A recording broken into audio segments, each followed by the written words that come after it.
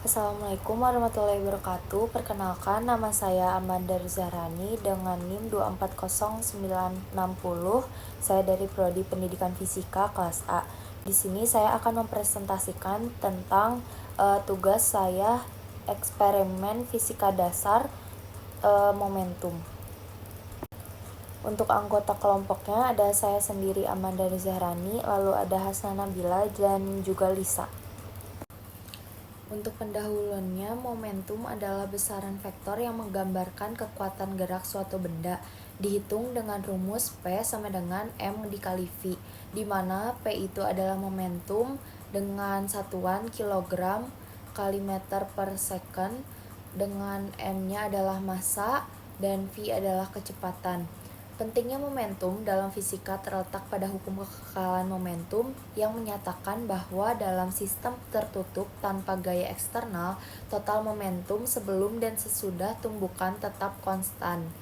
Konsep ini membantu memahami berbagai fenomena seperti kecelakaan kendaraan dan interaksi partikel.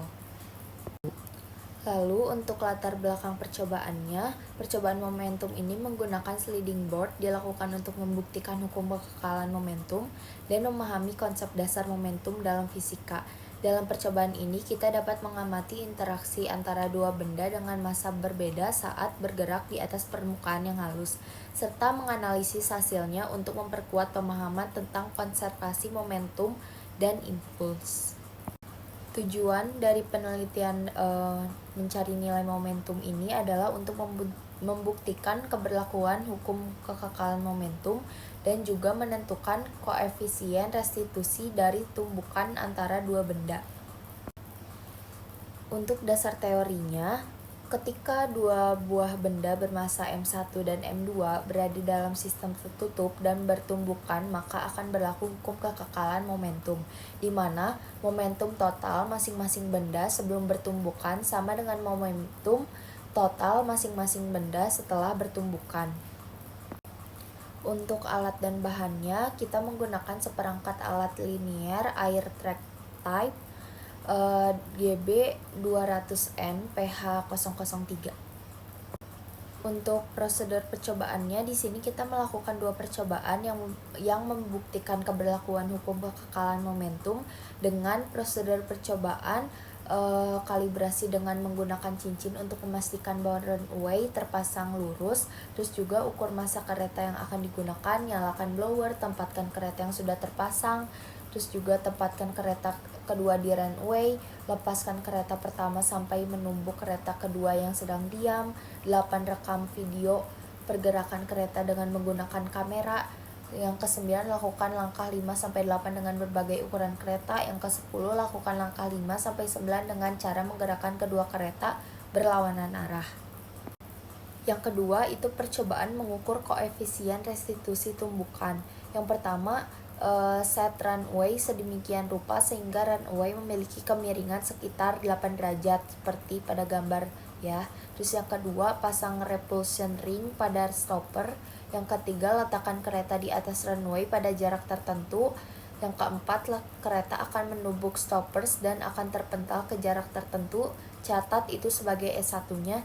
Yang kelima, setelah mencapai jarak S1, kereta akan kembali menuju stoppers dan akan terpental kembali ke jarak tertentu. Catat sebagai S2-nya.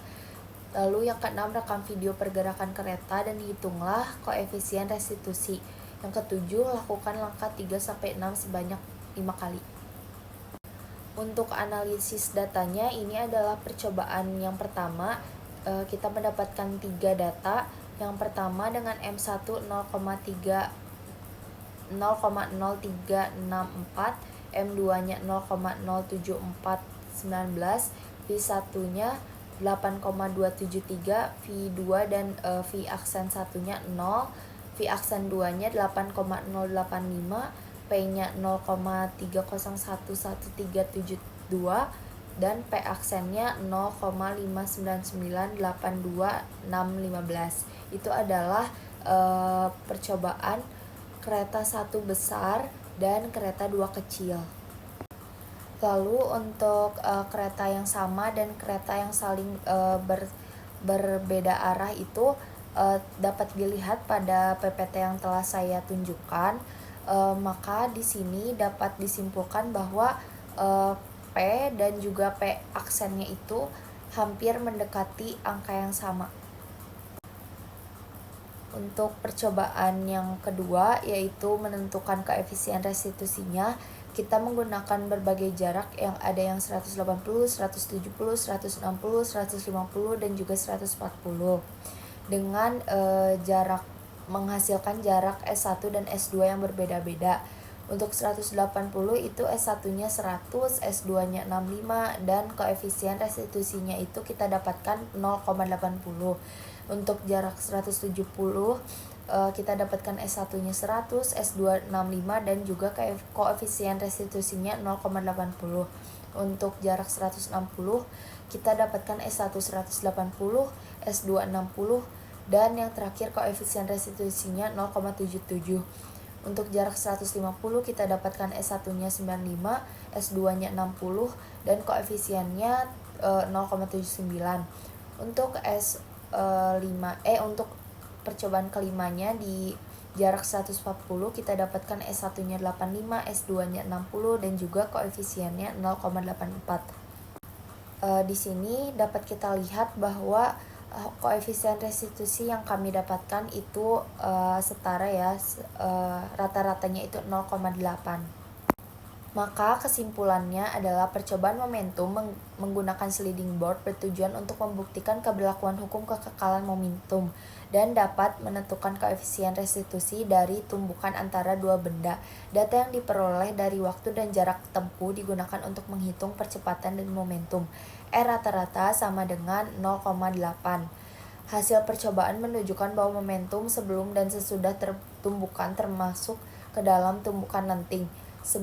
Sebagian 0 lebih besar dari E dan lebih besar dari 1, dan perbedaan atau selisih antara P sebelum dan P aksen tidak berbeda jauh.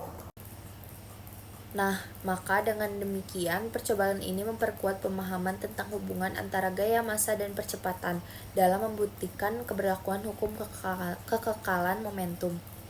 Sekian yang dapat saya sampaikan, semoga dapat diterima dengan baik. Billahi taufik wal hidayah. Wassalamualaikum warahmatullahi wabarakatuh.